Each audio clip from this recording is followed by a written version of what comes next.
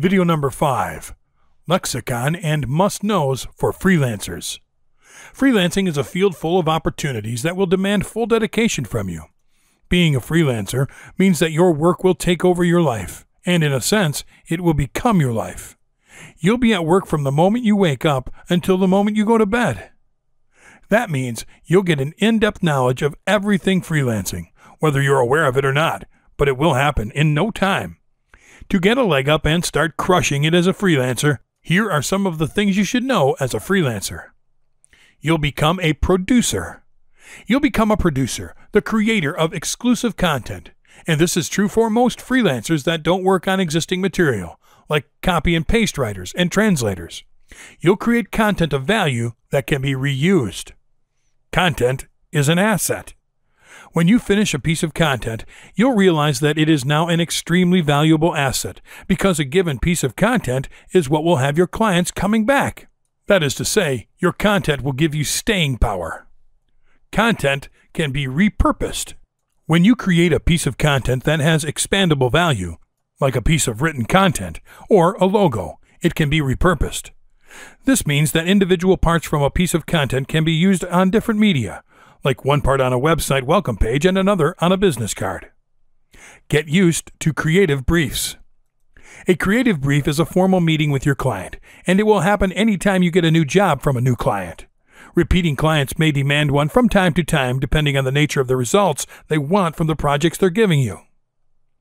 You have to create a hook. A hook is what your work will be known for. It is that personal signature that your clients will remember you for when a project in need of something like it shows up. A hook is a detail that you have to develop and imprint into every one of your projects. You'll always work with queries. A query is a pitch, an idea for a project that you prepare in anticipation of a job.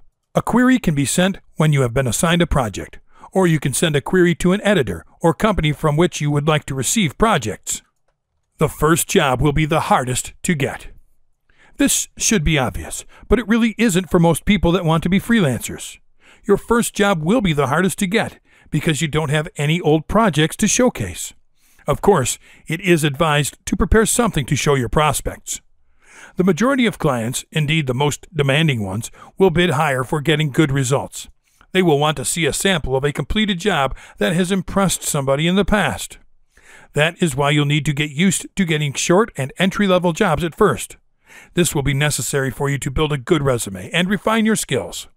The following projects will be easier to get once you have something to show your clients. Clients will pay more if the results are worth it. It will be unlikely that you'll find a client giving you a big project and want to negotiate a lower rate for your service.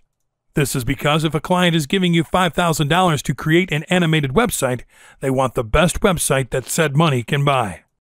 We reiterate that this comes down to experience, because you'll know how much your skills are worth once you start getting complex and demanding projects for more money. Learn from others. It is human nature to think that you won't need help, and you'll use only your smarts and resources to achieve what you want.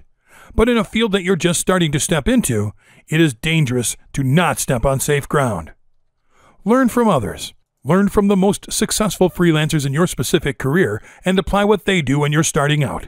After all, that's why mentors and colleges exist, to give guidance and to get you to the goal. Efficient financial management is key for success. When you go full-time freelancing, you'll realize that the financial rules change. It is true that with time you'll probably get more money than you got from your daytime job, but you'll also need to learn to manage it on your own. Benefits and savings will not be packaged into a salary like when you were on a payroll, so when an emergency strikes, you'll be accountable for it. You can reach the global market. One of the greatest advantages of freelancing in this era is that you won't be confined to jobs in your local market. You'll be able to find jobs at a national level and in markets abroad, especially if your skill is highly specific and exclusive. By setting up a profile in one or on several freelance marketplaces on the internet, you can create a profile that can open doors to clients and projects that you might not have imagined.